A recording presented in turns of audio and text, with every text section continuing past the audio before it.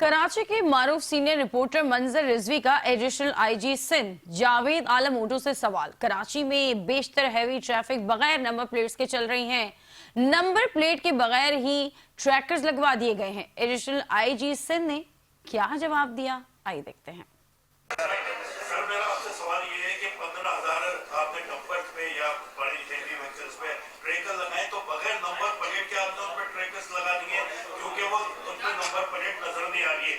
दूसरी, उसका साइज ऐसा होना चाहिए, जब आप मोटरसाइकिल पे इतनी बड़ी नंबर प्लेट लगवा रहे हैं तो डंपर का कोई साइज आपको तय करना पड़ेगा ताकि दूर से उसके नंबर की शनाख्त हो सके।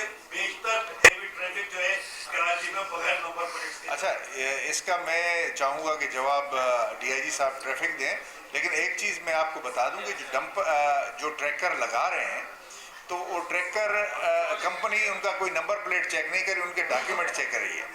ये बात सही है, एक डिस्कनेक्ट है, ये एक प्रॉब्लम एरिया है और इसको सही करेंगे हम। जिस तरह अभी ये एक्सीडेंट हुआ उसमें ये एक बात सामने आई तो हमने ही बताई और हमने ही उसी के डंपर के खिलाफ एक्शन लिया, पुलिस ने लिया, ट्रैफिक पुलिस।